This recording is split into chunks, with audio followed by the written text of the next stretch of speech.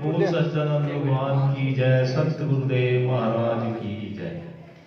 जैसे कल आचार्य जी ने परसों सुनाया था ना, भी अंत काल में जब आदमी की जैसी मति होगी वैसी ही गति होगी, वैसा ही एक भक्त त्रिलोचन जी के शब्द है, भजन है उसका। अंत काल जो लक्ष्मी सिमरै, ऐसी चिंता मैं जे मरै, जोन बल बल उतरै। बल बल बार बार, एक जन्म नहीं, जो लक्ष्मी में ध्यान होगा तो बार बार सांप की जून में आएगा। हरि भाई गोविंद नाम मत बिसरै, अंत काल जो स्त्री सिमरै, ऐसी चिंता मैं जे मरै, वेसवा जोन बल बल उतरै, अंत काल जो लड़के सिमरै, ऐसी चिंता मैं जो मरै, शुक्र जोन बल बल उतरै, अंत काल जो मंदर सिमरै, ऐसी चिंता मैं जो मरै।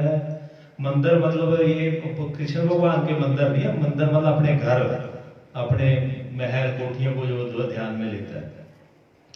अंत काल जो मंदिर सिमरै, ऐसी चिंता मैं जो मरै, प्रेत जोन बल बल उतरै, बार बार प्रेत की जोन में आएगा।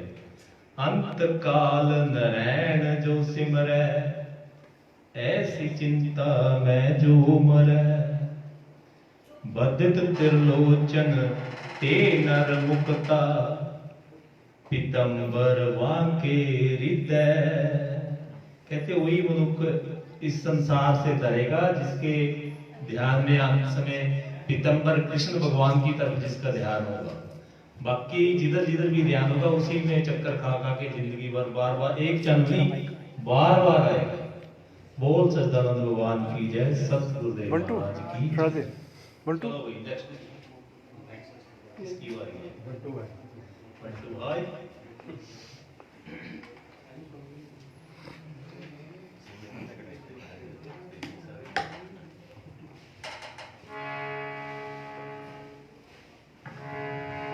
सच्चिदानंद भगवान की जय। श्री सतगुरुदेव महाराज की जय। ध्यान मूलम गुरुर्मूर्ति। नीचे है ना जिसमें अच्छा आता है बस है ना डबल इतना इतना नीचे ना सॉन्ग जी का माइक आगे सॉन्ग जी आते तो है नहीं बता देना आप उस टाइम मंत्र रात में मूलम आपको ठीक है आप लगाना आपको ठीक है इसका अर्थ में हो जाए ठीक है छोड़ना मोक्ष मूलम गुरु कृपा। बोलो सच्चिदानंद भगवान की जय। श्री सद्गुरुदेव महाराज की जय। गुरु पैया लागू नाम रटा दीजिए हो। गुरु पैया लागू नाम लखा दीजिए हो।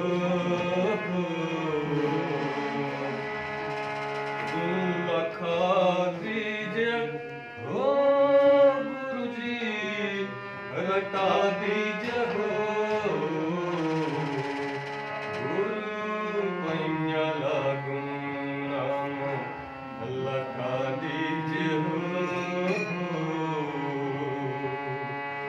लखा दीजिए हो गुरु जी, लखा दीजिए हो। गुरु पैया लागू नाम लखा दीजिए हो।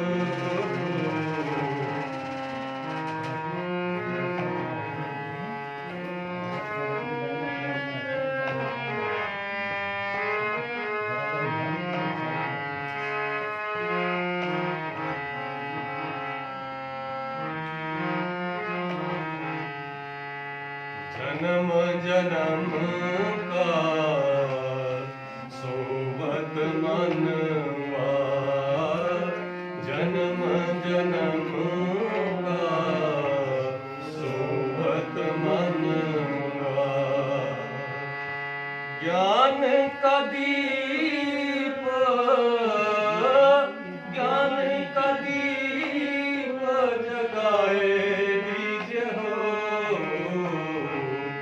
गुरु पैया लागू नाम लखा दीजिए हो।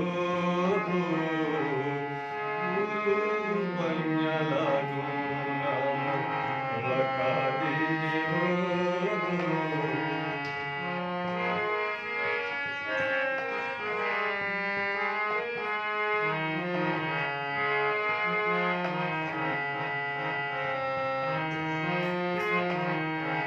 घट अंधियार नैन नहीं सूझे। घट अंधियार नैन नहीं सूझे।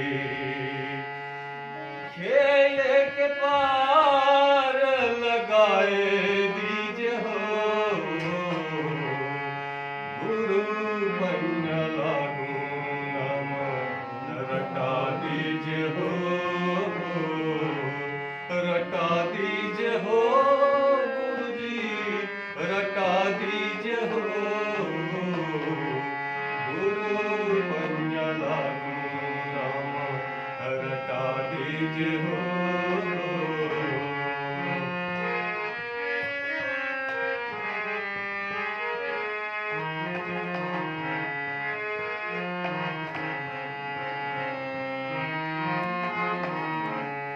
विष की लहर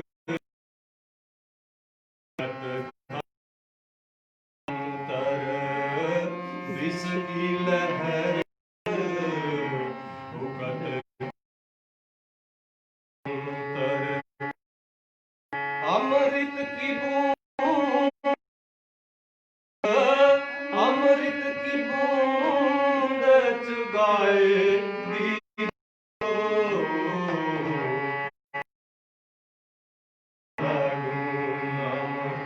रटा दीजिए हो रटा दीजिए हो गुरु जी रटा दीजिए हो कन्या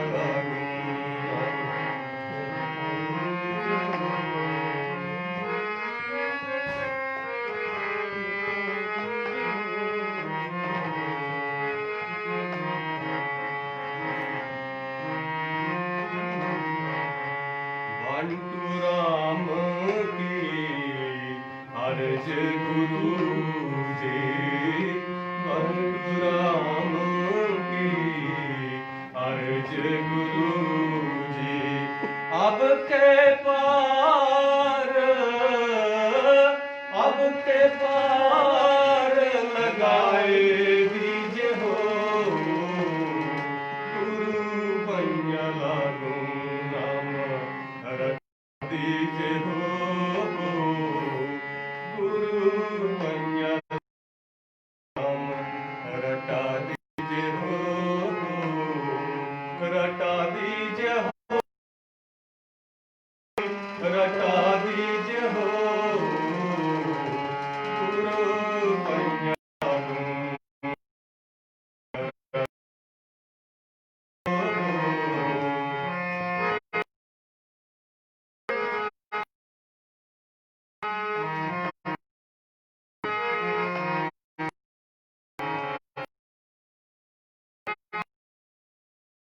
अंधियार नैन नहीं सूझे घट अंधियार नैन नहीं सूझे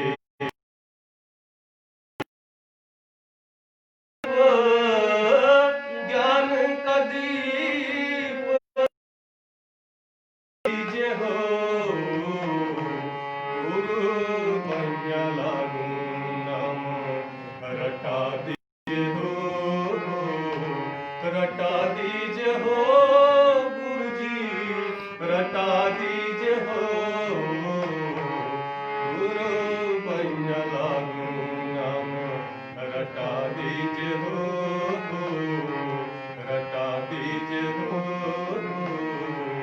रटा दीजिए हो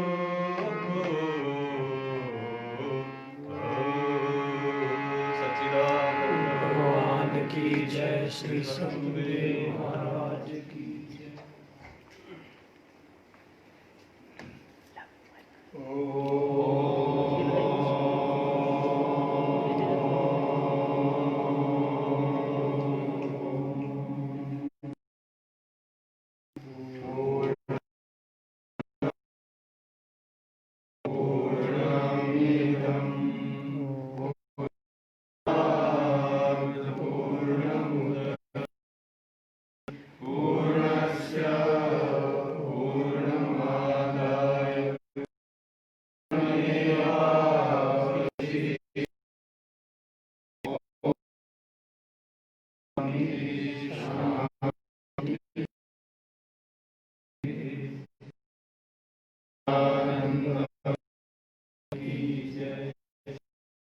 गुरुदेव महाराज की जय। गुरुर्ब्रह्मा गुरुर्विष्णु गुरुर्देवो महेश्वरः गुरुर्साक्षात् परं ब्रह्म तस्मै श्री गुरवे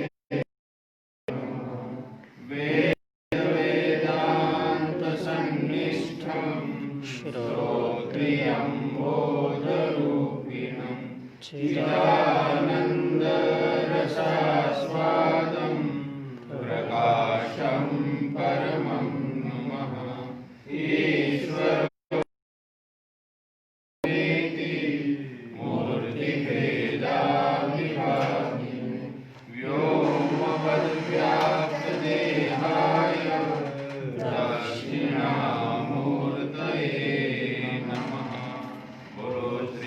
सच्चिदानंद भगवान की जय। श्री सद्गुरुदेव महाराज की जय। ध्येयः सवितृमण्डलमध्यवर्ती नाभि हिरण्मयवपु धृतशङ्खचक्रः जपाकुसुमशङ्काशं काश्यपेयं महाद्युतिं तमोरिं सर्वपापभ्यं प्रणतोऽस्मि दिवाकरम्।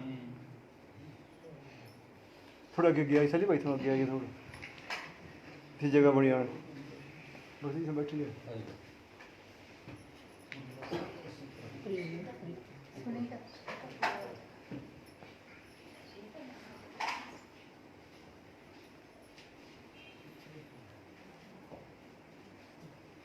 पूज्य महाराज जी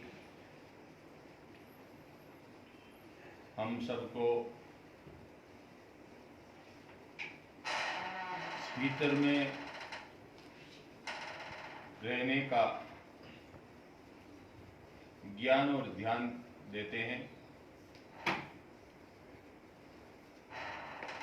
आदमी या साधक जब तक भीतर में नहीं रहता, ठहर नहीं सकता, तब तक उसको परमात्मा का किसी भी प्रकार का ज्ञान प्राप्त नहीं हो सकता। महाराज जी का यह प्रयास है और क्रिया भी ऐसी है, स्थान भी ऐसा है, साधन भी ऐसा है, चिंतन भी ऐसा है कि हम किसी भी तरह भीतर में ठहरे,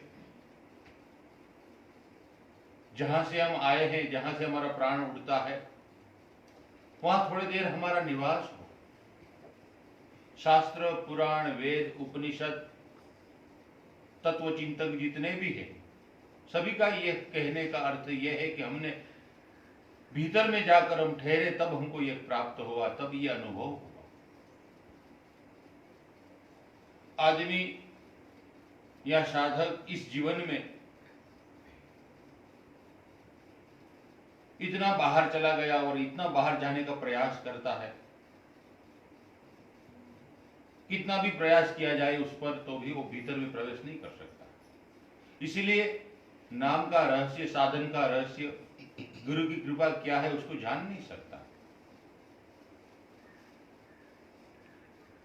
प्रयास होने पर भी, आशीर्वाद होने पर भी, साधन होने पर भी, किसी भी तरह हम भीतर नहीं जाता। उसका कारण है हमारा मन बाह्य चीजों से इतना आकर्षित है, मन को इतना आनंद आता है बाहर की क्रियाकलाप से। उस क्रियाकलाप में अनेक क्रिया हो सकती है, मन की होती है, धन की होती है, मान की होती है, सम्मान की होती है, कितनी भी क्रिया, वो क्रिया से कभी अलग हो ही नहीं सकता। इतनी चंचलता और इतना बहिर्मुखता हो गया है, इसीलिए साधन हमारा से अछूया रहता है। साधन का रहस्य हमारे जीवन में प्रकट नहीं हो सकता। एकांत ते सुखम आश्यताम वेदांत का ही वाक्य है। कई लोगों का ये लोगो भी है, एकांते सुखम आश्यताम। एकांत में ही सुख की उपलब्धि हो सकती है। एकांत में जो आदमी ठहरता है, रहता है, उसको ही परमात्मा का आनंद, सुख प्राप्त होता है। इसीलिए महाराज जी ने यह सत्संग के माध्यम से हमारा मन दुखी न हो, हमारा मन चिंतन करने में हमको सहयोग हो, उस परमात्मा का प्रकाश देखने में हमारा मन दौड़े, प्रयासशील रहे। क्या करना है हमको घर में रहकर, क्या करना है बाजार में रहकर, क्या करना है चीज वस्तुओं में। इसीलिए महाराज जी का जीवन देखा जाए, नहीं है कुछ भी तो भी संतोष, सब कुछ है तो भी संतोष, कभी कोई शिकायत नहीं, कोई फरियाद नहीं, अपने आप में संतुष्ट, अपने आप में परितुष्ट। ऐसा यह रास्ता महाराज जी अपने जीवन के उदाहरण से हमको समझाने का प्रयास कर रहे हैं। हमारा परसों स्वामी जी ने सत्संग में बहुत कुछ सुनाया था। आज वापिस संडे है, संडे इस हॉलीडे कहते हैं, लेकिन हॉलीडे इसीलिए है कि हम पवित्र हो, प्रश्नोत्तरी के रूप में, समाधान के रूप में सुनकर। तो अलग अलग साधक का अलग अलग प्रश्न होता है, विचारधारा होती, कोई ग्रंथ पढ़ता है, कोई चिंतन करता है, कोई कुछ सुनता है तो उसमें से कुछ ऐसा प्रश्न आता है जिस प्रश्न के उत्तर से सबको सत्संग का लाभ प्राप्त हो।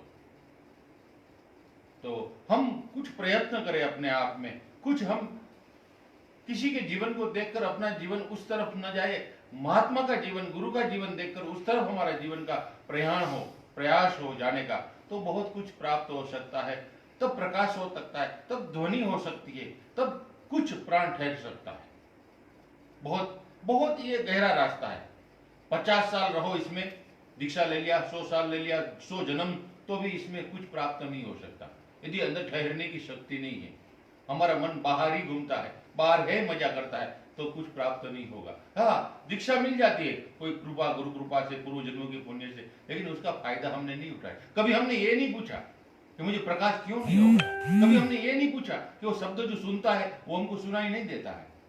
कभी हमने ये नहीं पूछा कि मेरा प्राण स्थिर नहीं होता है, कैसा स्थिर करना। हमने ये जरूर पूछा है उसने कितना भोजन किया है, हमने जरूर वो पूछा है उसने कैसे कपड़े पहने हैं, हमने वो जरूर पूछा है उसकी क्रियाकलाप क्या है, उसके पास ज्ञान है कि नहीं। हमने जरूर दुनिया के बारे में पूछा, कभी अपने प्राण के बारे में, अपनी साधना के बारे में, अपने गुरु के विषय में, कृपा के विषय में प्रश्न नहीं पूछा। जागे हम सब जागे, सब मिलकर सहना भवतु सहनो भुनक्तु सह वीर्यंकरवावय, और उसके बाद तेजस्वी शब्द है।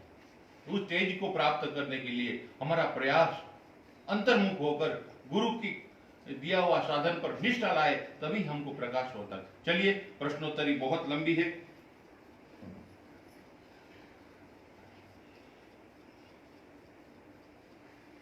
महाराज जी, जय सच्चिदानंद, प्रणाम।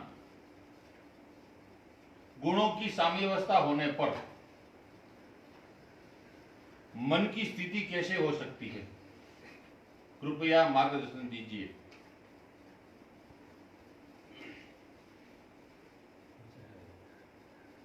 गुणों की साम्य अवस्था होने पर मन या तो नहीं रहता है या समाप्त हो जाता है, और या आत्मा में लय हो जाता है, एकाकार ले लेता है। जितने देर गुणों की साम्य अवस्था रहती है उतनी देर, अगर गुण हमेशा के लिए साम्य हो जाए तो मन उन्मन हो जाता है, मन नहीं रहता है फिर, और वो आत्मा के साथ युक्त होकर एक रूप बन जाता है। जब तक गुण कार्य करते हैं अपना अपना, तब तक मन की सत्ता बनी रहती है, और गुण हमेशा कार्य करते रहते हैं। मन हमेशा रहता है उनके सब संदेश वगैरह लेकर के अपना निर्णय उसमें देता है, कार्य चलता रहता है। ये जो लिखा होता है वेद शास्त्र शुरू करने से पहले, ओम शांति शांति शांति, बाद में समाप्त होने के बाद भी यही लिखा होता है। उसका कारण यही है, ओम जो है, ओंकार जो है, वो तीनों गुणों की साम्य अवस्था का ही प्रतीक माना जाता है। जहाँ तीनों गुण साम्य अवस्था को प्राप्त हो जाते हैं, वो अवस्था ही ओंकार की होती है। ओंकार होता है, वहाँ प्रकट होता है, जानकारी मिलती है, और ओम का मतलब ही गुणों की शांति है, तीनों गुणों की साम्य अवस्था। उसी को सगुण ब्रह्म का रूप भी माना जाता है। भगवान पातंजलि ने ओम को तस्य वाचक प्रणव, उसको कहा है जो बोला जाता है, उसको ओंकार कहा है, ओम कहा है। इनका आपस में गहरा संबंध है।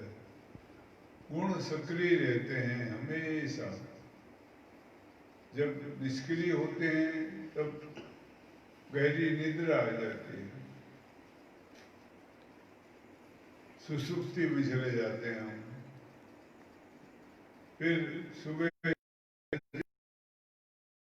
भाव्य होगा, स्वप्न दिखाएगा, मन में प्रभावित होगा तो मन से शरीर में उतरेगा तो जगा देगा। सब जगह ये कार्य कर रहे होते हैं, स्थूल रूप से शरीर में, रूप से मन में, इनका कार्य। कभी कभी स्थूल होने से सूक्ष्म रूप रहता है और मानसिक होता है अंतरिक, तो मन इधर उधर दौड़ता रहता है, भागता रहता है। अंतर में सूक्ष्म रूप में आता है तो निद्रा आ जाती है। अंतर में जब सतोगुण रूप में प्रकट होता है तो चिंतन होता है, विचार होते हैं, और शुद्ध मार्ग में, दक्षिण मार्ग में आरूढ़ होता है, चलने का भी विचार करता है, सोचता है। ये शरीर में नहीं, बाहर शरीर के अंदर मन में कार्य कर रहे होते हैं। शरीर में आते हैं जब, फिर क्रिया चलाते हैं, काम में लगा देते हैं, निष्क्रिय कर देते हैं, शरीर को सुला देते हैं, आलस प्रमाद में भेज देते हैं और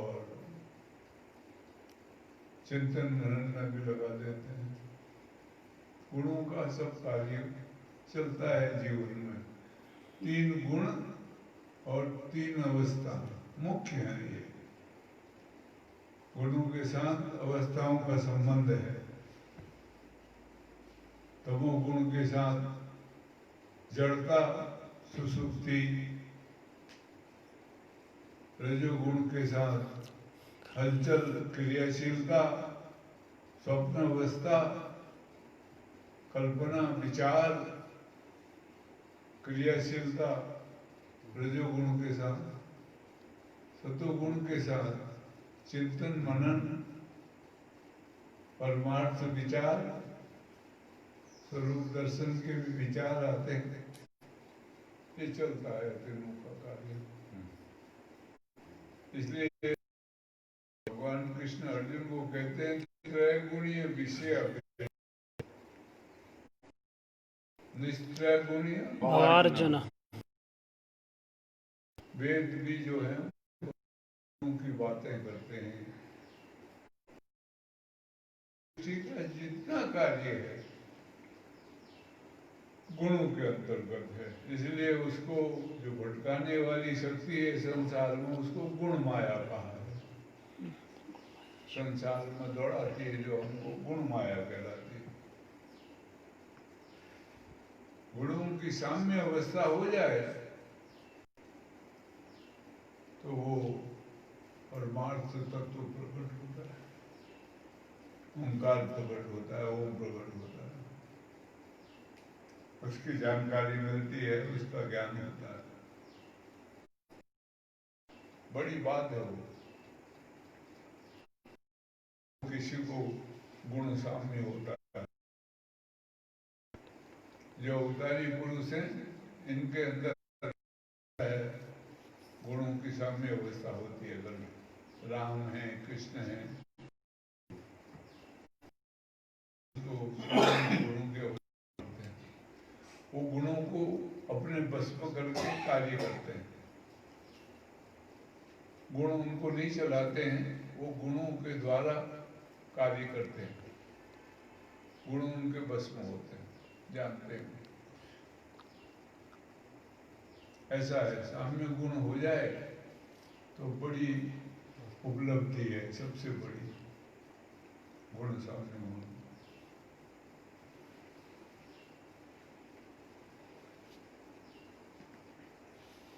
पूज्य महाराज जी, दंडवत प्रणाम।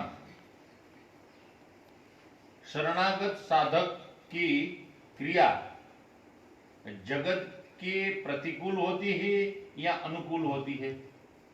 क्या क्या? शरणागत साधक की क्रिया जगत के अनुकूल होती है या प्रतिकूल होती है?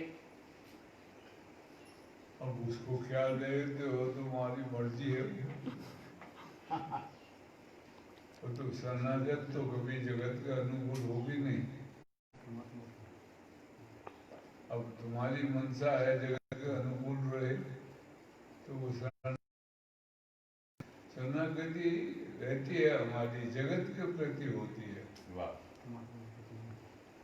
इसलिए वो जगत के अनुकूल होती है और हम संसार में काम में लगे रहते हैं, बड़े अच्छे गृहस्थी कहलाएंगे। अच्छे लोगों में हमारी गिनती होगी, जिसको कहते हैं सभ्य लोग, संसार के लिए लोग, संसार के लिए वो संसार के अनुकूल है, हम संसार की शरणागत है। भगवान के शरणागत होंगे तो फिर संसार के अनुकूल नहीं होगा, प्रतिकूल होगा।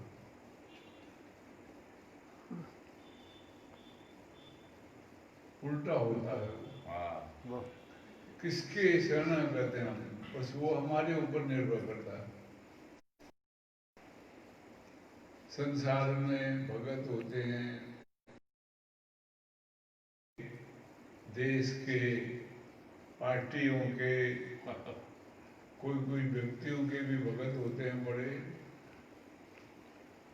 उनके शरणागत होते हैं वो लोग सब, उनकी बात मानते हैं, उनके के अनुसार चलते हैं।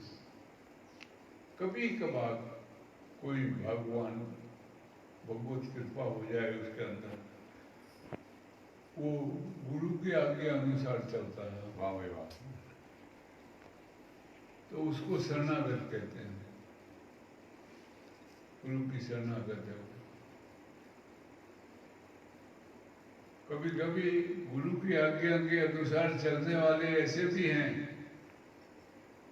वो गुरु से भी आगे महत्व उनका बढ़ जाता है। एक लंबे ऐसे भगत थे, वो खाली देख के आए थे गुरु कैसे सिखा रहे हैं शिष्यों को बाण चलाना, बस उसने गुरु की मूर्ति बना दी एक, और उसके नीचे बैठ करके प्रैक्टिस करने लगा, और इतना निष्णात हो गया कि कुत्ता भौंक रहा है, उसके मुंह बाणों से भर गया,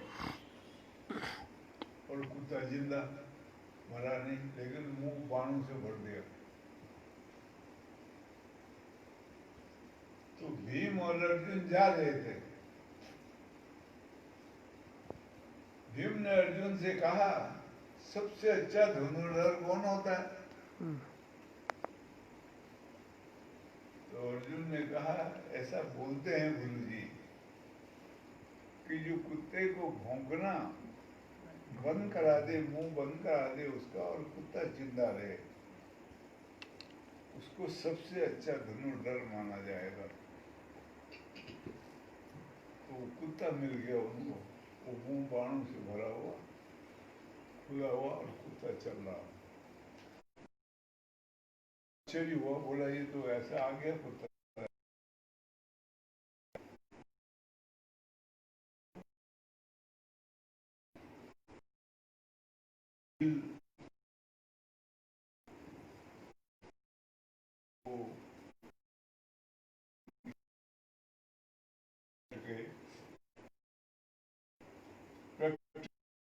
प्रयास कर रहा है बाण चलाने का, उससे ये कुत्ते का मुंह तुमने भला बोला? हाँ, पकड़ा था मेरे को देख के, तो मैंने तो मुंह बंद कर दिया। तब फिर अर्जुन गया गुरु जी को पूछने कि आप कहते थे तुम सबसे अच्छे धनुर्धर हो, लेकिन यहाँ मैं तो ये कला नहीं जानता हूँ, और ये गुरु का पुत्र है, वो ये कला में निपुण हो गया है, और आपकी मूर्ति बना के कर रहा हो। वो आए, द्रोणाचार्य और अर्जुन वगैरह सब उसके पास आए, तो वो वहाँ अभ्यास कर रहा था। कहा कहाँ से सीखा तुमने? बोला सब आपने सिखाया। आपने, मैं जब आया था आपके पास धनुर्विद्या सीखने, आपने मना किया था मेरे को। मैं क्षत्रियों को सिखाता हूँ, दूसरों को नहीं, तो मैं तो भीम का पुत्र हूँ। तो फिर मैंने ये आपके प्रतीक रूप से मूर्ति बनाई, और आपके यहाँ बैठ के मैं सीखने लगा। मानसिक रूप से मैंने आपको गुरु धारण करा, और अपने आप प्रैक्टिस करता रहा, और यही भाव बनाता रहा कि ये मेरे को गुरु जी सिखा रहे।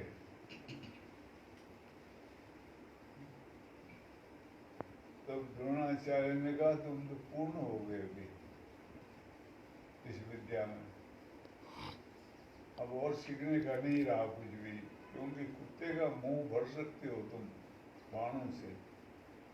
ये तो महान विद्या है, ये तो सिर्फ एक मैं ही कर सकता हूँ इस दुनिया में, दूसरे तुम पहले हो।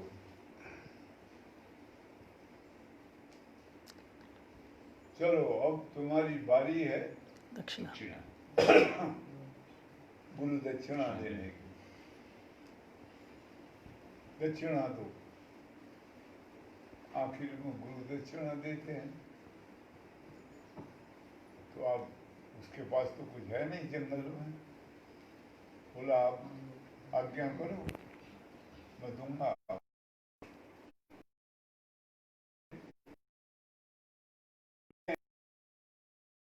मुझे दे, क्योंकि बाण चलाने में ये अंगूठा लगाया जाता है, वहां से अंगूठे से लगा। आजकल बंदूक में तो आंख बंद कर दें, उस टाइम वो बाण के लिए अंगूठे की जरूरत पड़ती है, तभी बाण निशाने पर लगेगा। तो वो अंगूठा उसने काट करके,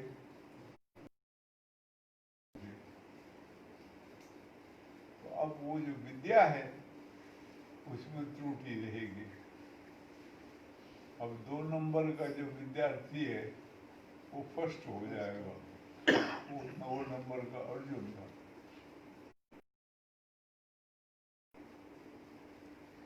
तो कभी कभी शिष्य जो है वो गुरु से आगे चला जाता है, तो उसकी महिमा हुई बड़ी एकलव्य की, और द्रोणाचार्य का उपहास हुआ।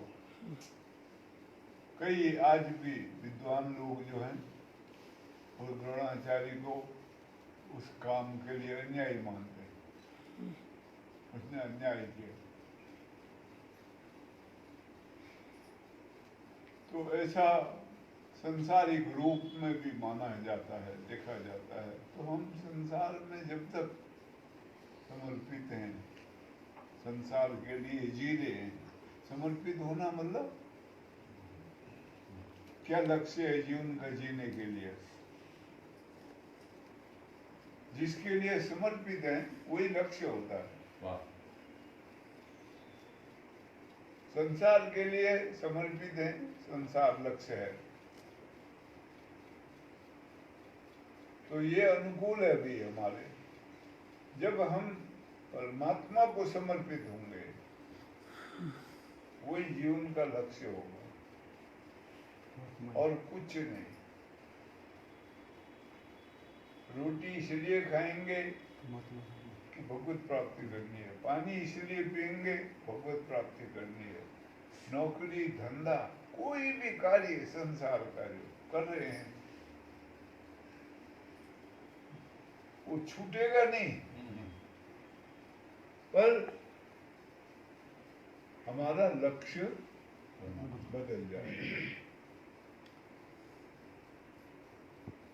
संसार के लिए नहीं जिएंगे हम, परमात्मा के लिए वो बस जाएगा अंदर में हमारे,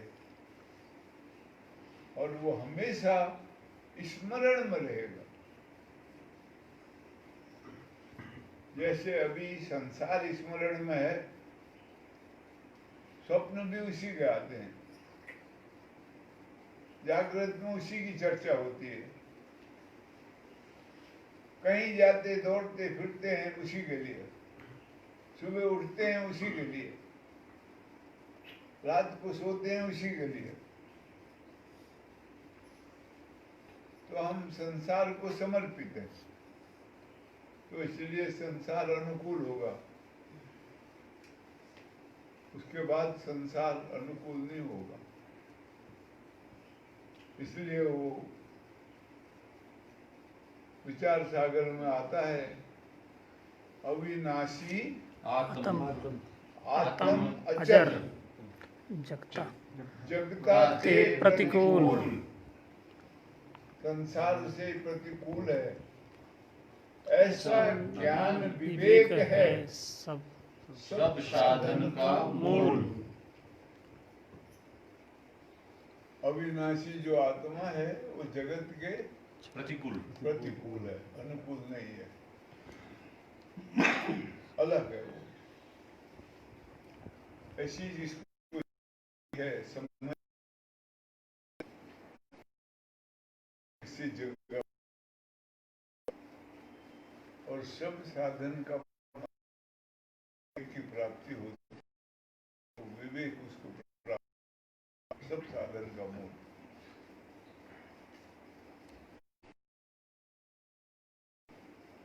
तो इसलिए अब किसकी शरणागत होना है वो महत्वपूर्ण है।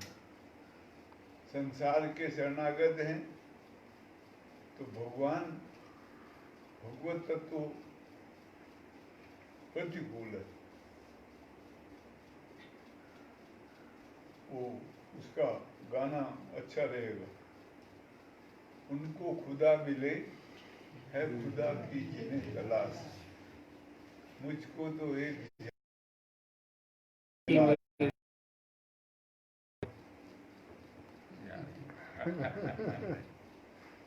वो कहते हैं उनको मिले भगवान जिनको उसकी तलाश होगी, मेरे को उसकी जरूरत नहीं। तो ऐसा है, दोनों का कार्य उल्टा है, अलग अलग है।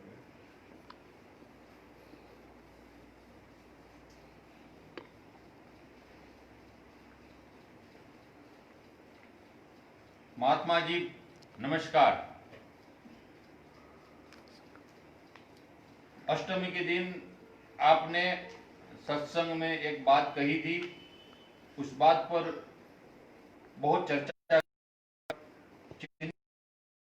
एक प्रश्न उठता है कि मेरी धारणा परिपक्व है और धारणा को परिपक्व बनाने का प्रयास भी करती हूँ, तो आराधना राधा बन जाएगा? कृपया मार्गदर्शन दीजिए। अगर ज्ञान है तो आराधना जो है तो आवाज चली ऐसा आया है भजन में, नहीं, वहां से कुछ गड़बड़ हो गई। वो राधा बन जाएगी, इसमें दो मत नहीं है। लेकिन राधा का स्वरूप समझना पड़ेगा, किसे कहते हैं। अब जब हम कथा वार्ता पढ़ते हैं, सुनते हैं, तब एक कल्पना में खो जाते हैं। बदल बदल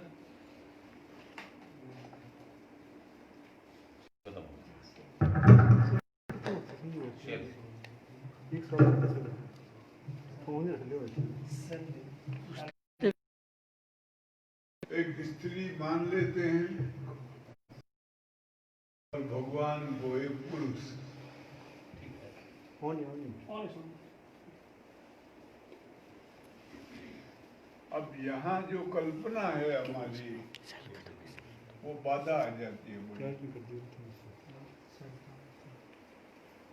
तो वहाँ अगर ये भाव मन में हो कि राधा एक स्त्री हैं और भगवान एक पुरुष हैं, मैं उनके प्रति आकर्षित हो जाऊं, उनके साथ एक हो जाऊं, तो ये कल्पना मानसिकता है। ये इसका ज्ञान से कोई लेना देना नहीं, समझ से, विवेक से, प्रज्ञा से कोई लेना देना नहीं होगा।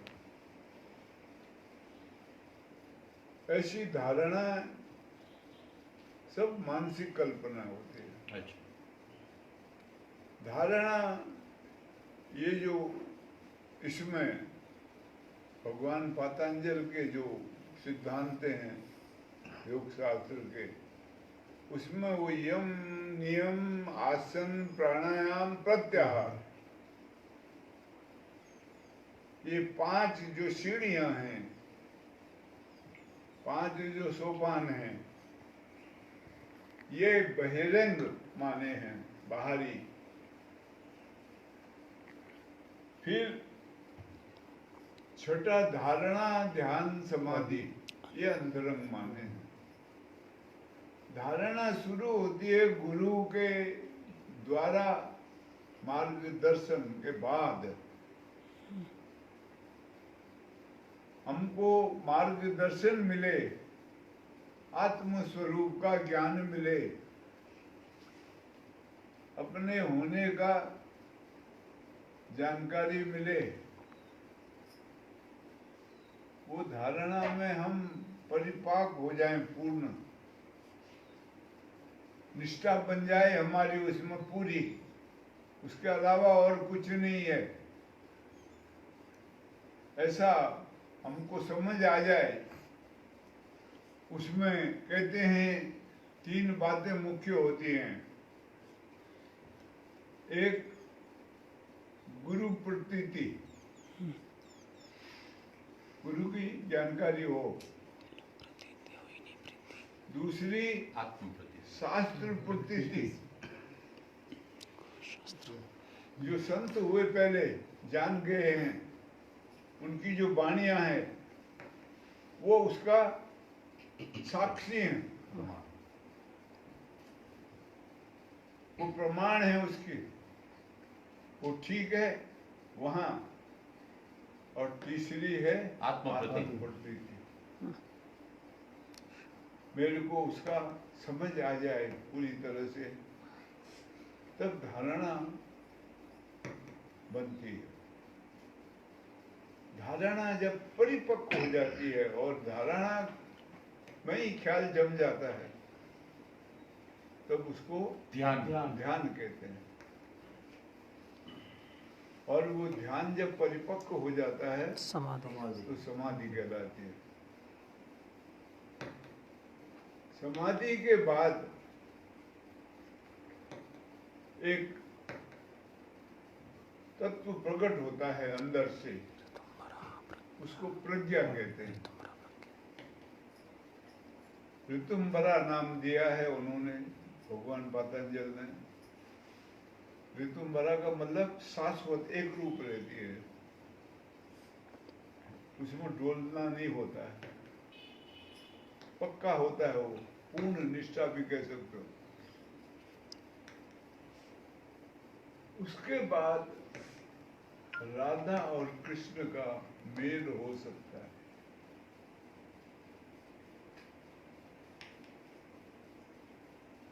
वहाँ वो राधा कृष्ण को अंगीकार करेगी और कृष्ण राधा को।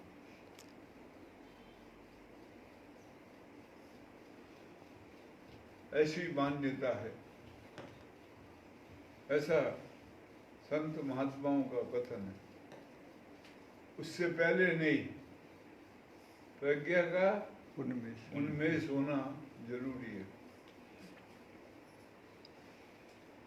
प्रज्ञा ही सब कुछ है।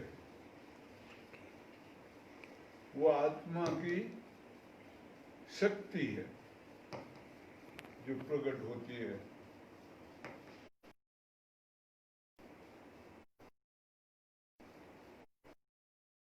प्रकट होती है वो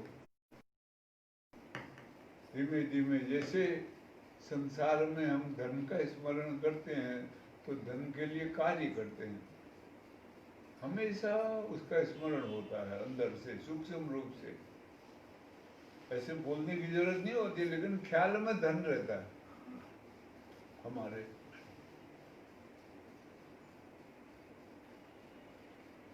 और कोई कार्य हो ऐसा, वो हमारे ख्याल में रहता है, उसको स्मरण करने की जरूरत नहीं रहती। ऐसे ही आत्म भाव हमारे ख्याल में रह जाए तो ख्याल का नाम ही सुरता है। वो ख्याल में रहे हमेशा ही, उसका विस्मरण न हो कभी भी। वाह भाई। तब वो अवस्था प्रज्ञा को जागरूक करती है, जगाती है। वो एक बार प्रज्ञा उत्पन्न हो जाए, जाग जाए, रहस्य सारे प्रकट हो जाएंगे।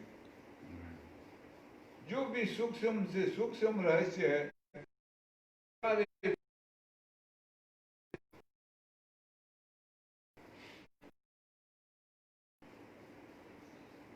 तब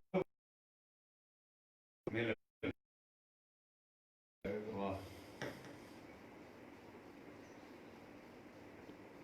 कृष्ण प्रकट होंगे, राधा भी एहलाद साथ आए।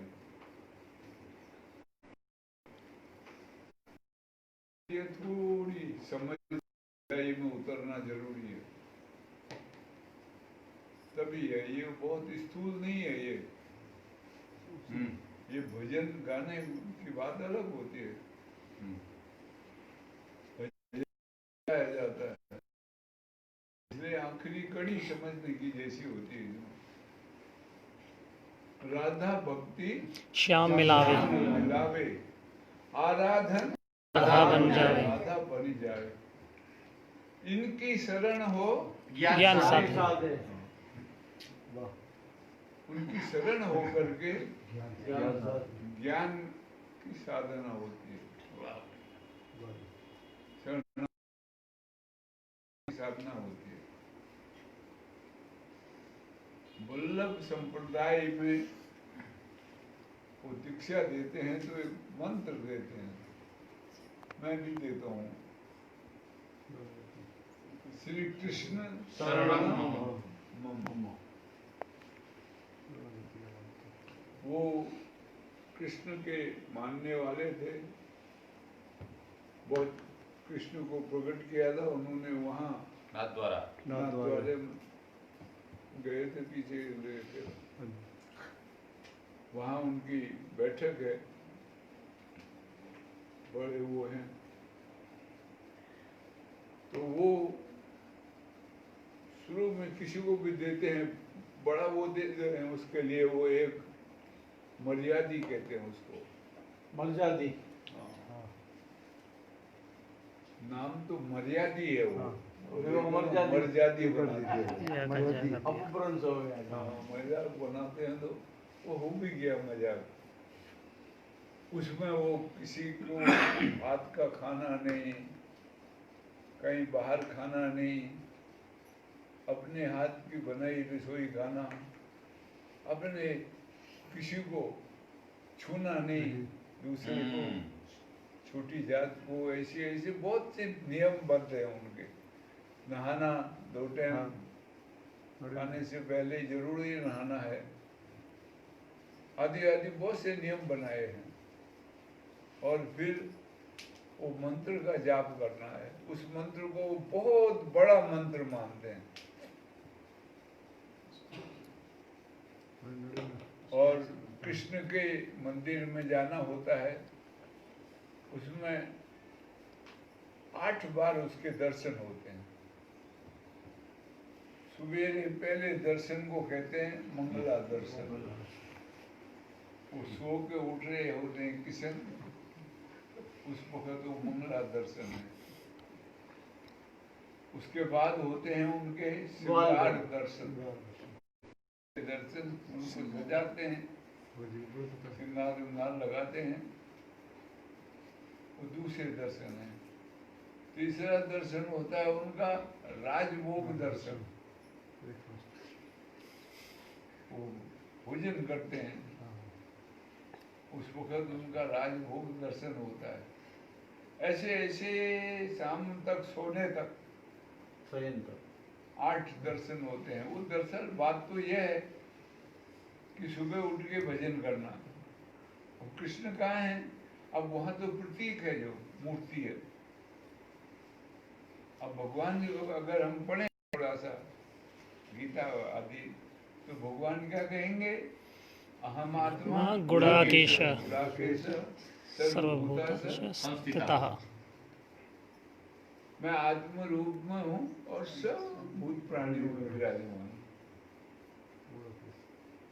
तब वो सवेरे उठ के मूल में वो है वो। अच्छा,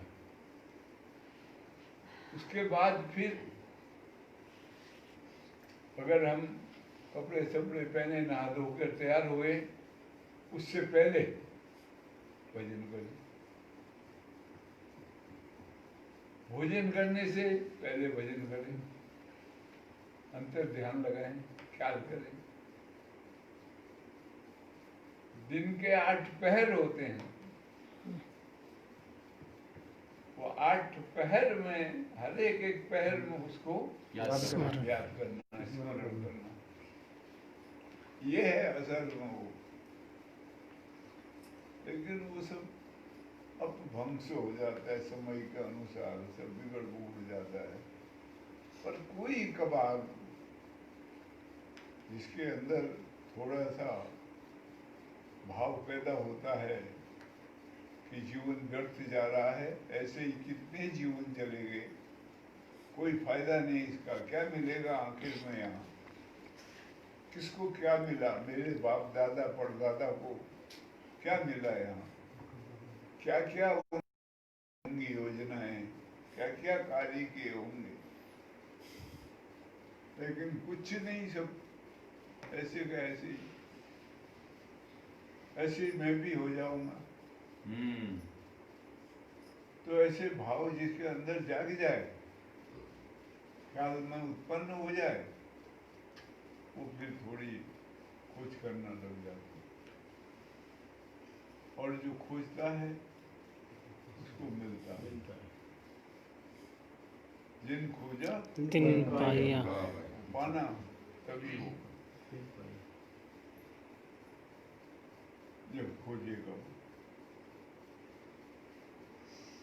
तो ऐसा है, संसार अनुकूल है जब तक, तब भगवान प्रतिकूल है। और जिस दिन संसार प्रतिकूल हो जाएगा, उस दिन भगवान अनुकूल हो जाएगा। और जब तक रहस्य नहीं जाना जाएगा, तब तक पता ही नहीं लगेगा। एक मानसिक कल्पना हो जाएगी, कृष्ण की भी, राम की भी, राधा की भी, सीता की भी। ये मानसिक कल्पनाएं नहीं है, ये वास्तविकता है जो हमारे संतों ने रची है। क्योंकि उनको है सूझहि राम चरितमणि माणिक गुप्त प्रकट जहाँ जो जही खानिक। उनको राम के चरित सूझ गए और वो गुप्त रहस्य प्रकट हो गया, खान भूल गई वो। यथा सुअंजन अंज दीर्घ साधक सिद्ध सुजान कौतुक तो देखिए देखत शैल शैल वन वन भूतल भूरि निधान। कहते हैं जैसे अंधे के आंखों में अंजन अंजन लगा लग दिया दिया। जाए, उसमें वो लगा दिया, सुरमा लगा दे, उसकी आंखें खुल जाए, अंधापना दूर हो जाए। ऐसे ही कहते हैं मेरा अंधापना दूर हो गया वाह और मैं अब कौतुक देख रहा हूं। तमाशा। जो घनघोर जंगल है संसार, उसमें कौतुक हो रहा है।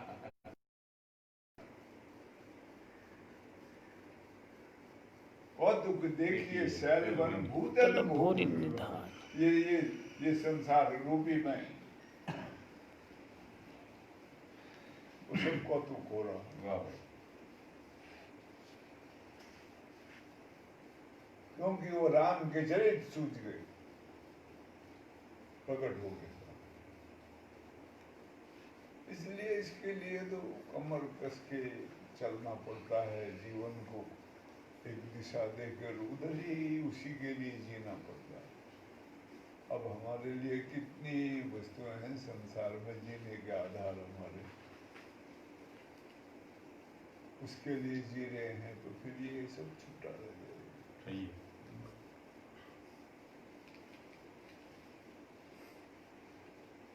वाह भाई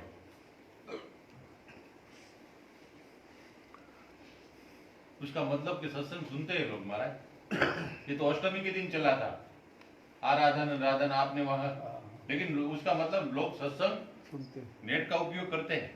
जो लोग ये बेचारे प्रयास कर रहे हैं प्रसारण का, लाइव का, वो फलीभूत है। चलिए भाई, ओहो ये तो बड़ा प्रश्न है महाराज जी। कई साल से मैं कई पुस्तक पढ़ता हूं, पुस्तकों का विवेचन भी लिखने का प्रयास करता हूं। आपका सत्संग कई समय से सुनता हूं। सरल प्रश्न है लेकिन मेरे समझ में नहीं आता, इसलिए प्रश्न पूछने की चेष्टा कर रहा हूं। अव्यक्त तत्व व्यक्त होता है, तो आपने सत्संग में सुनाया था कि शब्द ही अव्यक्त को व्यक्त करता है, लेकिन मैंने ग्रंथों में पढ़ा है कि शब्द भी अव्यक्त है, तो अव्यक्त अव्यक्त को कैसे प्रकट कर सकता है? कृपया मार्गदर्शन दीजिए।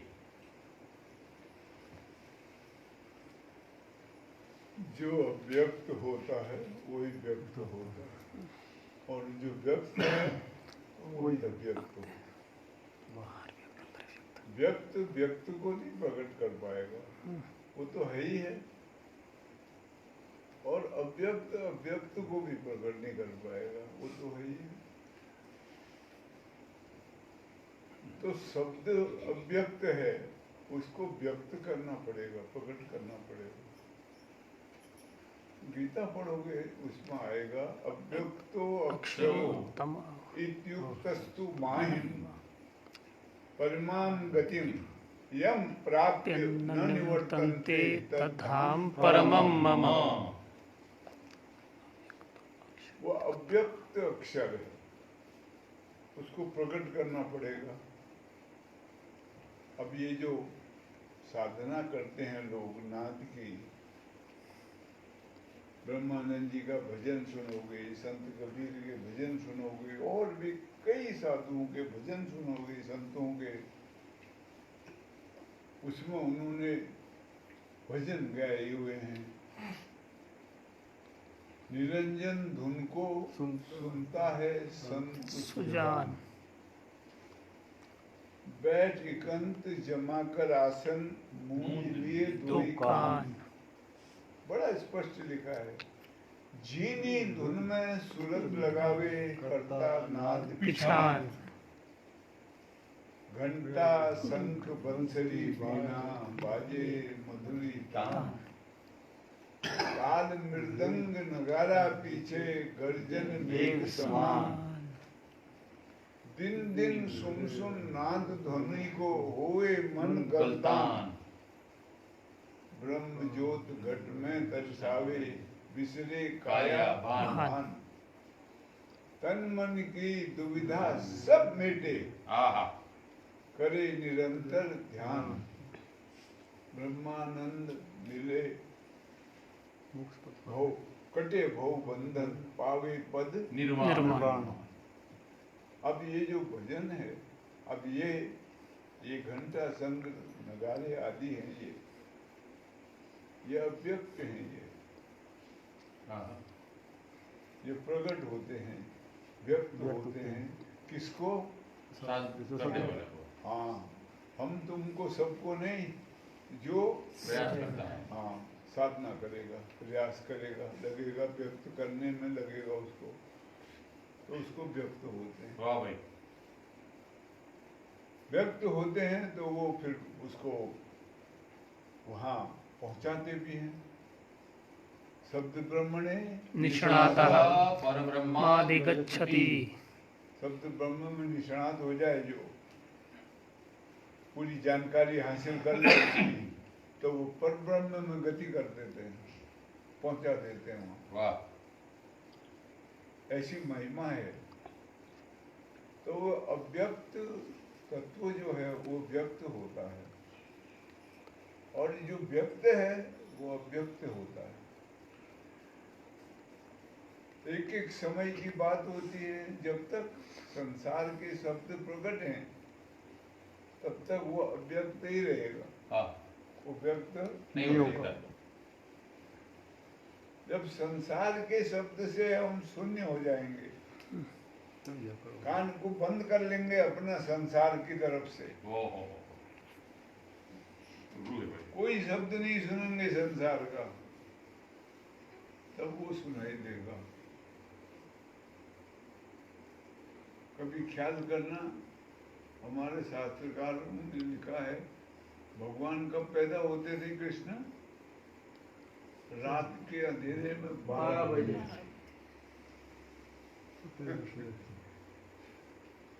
क्यों अंधेरे में? काल कोठरी में। उस दिन बताया था। लॉकडाउन में।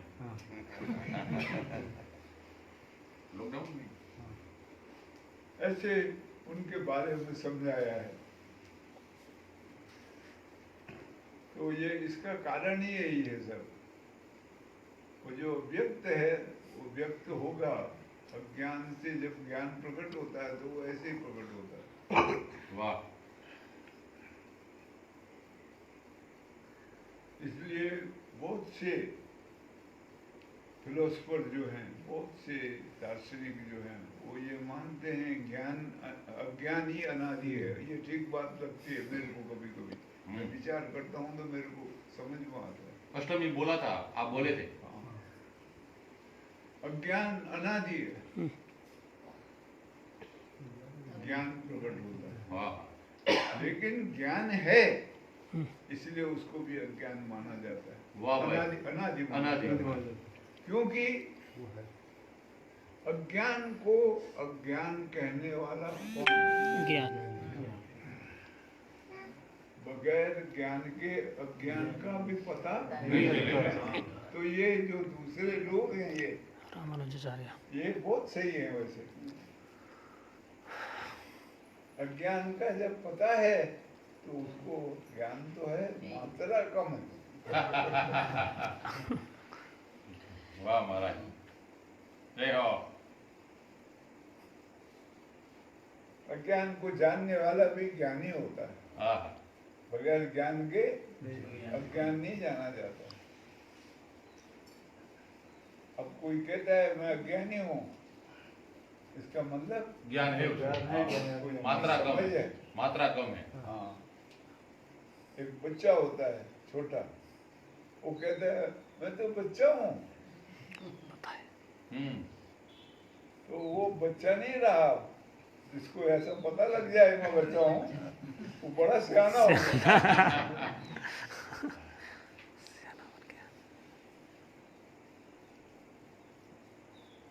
तो इसलिए वो दूसरे जो लोग हैं वो कहते हैं नहीं, ज्ञान अनादि है। वो ठीक बात कहते हैं। वो भी कभी चिंतन करने में लगता है ऐसा।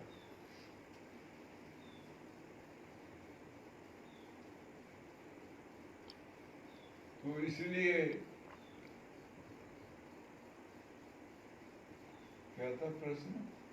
अव्यक्त अव्यक्त। करता है। अव्यक्त व्यक्त होता है, उसको करना पड़ता है, वो अपना अपने होता शब्द द्वारा। है। कुछ भी, अब देखो बुखार है, मेरे को बुखार आए तो उसका रंग रूप तो है नहीं, आजकल मशीनरी बनाई है ना बनेगी। पुराने जमाने में वो नाड़ी देखते थे, नाड़ियाँ उससे लगा देते हिसाब किताब। अब वो अव्यक्त है, वो भी जब व्यक्त होता है तो मेरे को कष्ट होता है। ऐसे ही बहुत सी चीजें हैं, काम है अव्यक्त है, क्रोध है अव्यक्त है, लोभ है अव्यक्त। अव्यक्त है, मोह है अव्यक्त है।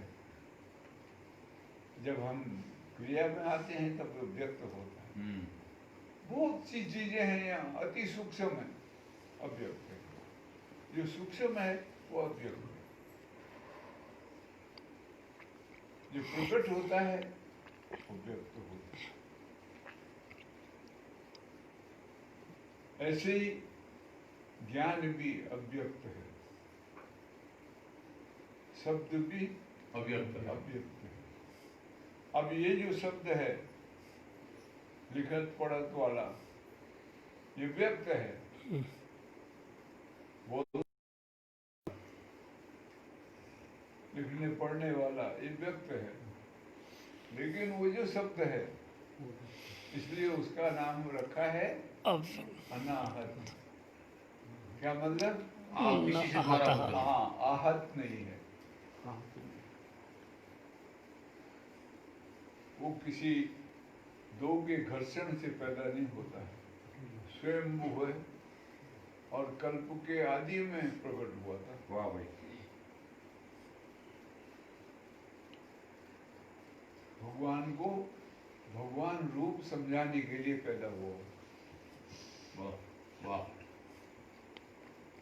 नहीं तो भगवान अपने स्वरूप से भी अनभिज्ञ।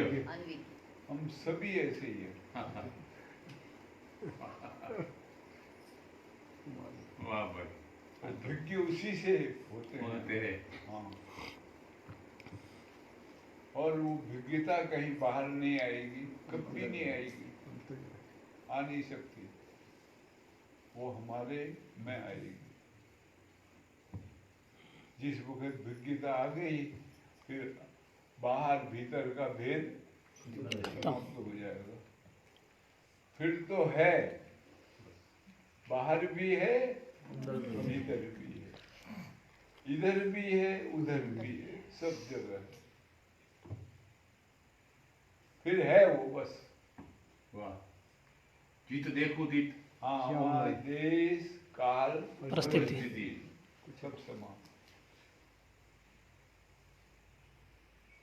तो उसको व्यक्त करना पड़ेगा, तब वो व्यक्त होगा। वो अपना आप व्यक्त नहीं होने वाला कभी। वाह। कोशिश करो वो व्यक्त हो ही हमारे जीवन में। वो जब व्यक्त होगा तो बस फिर वही रहेगा।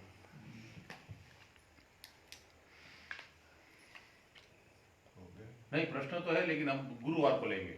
चलो, हाँ, आज इतना काफी है। और कल अभी चलेगा 1-2 दिन वो मृत्यु के विषय में। हाँ। अब वो मृत्यु का रहस्य प्रकट करेंगे। तो जिसको अपने मृत्यु से अपमृत्यु से बचना है, वो तो मृत्यु के बारे में जरूर सुने, तो बहुत फायदा होगा उसको। बोलो सच्चिदानंद भगवान।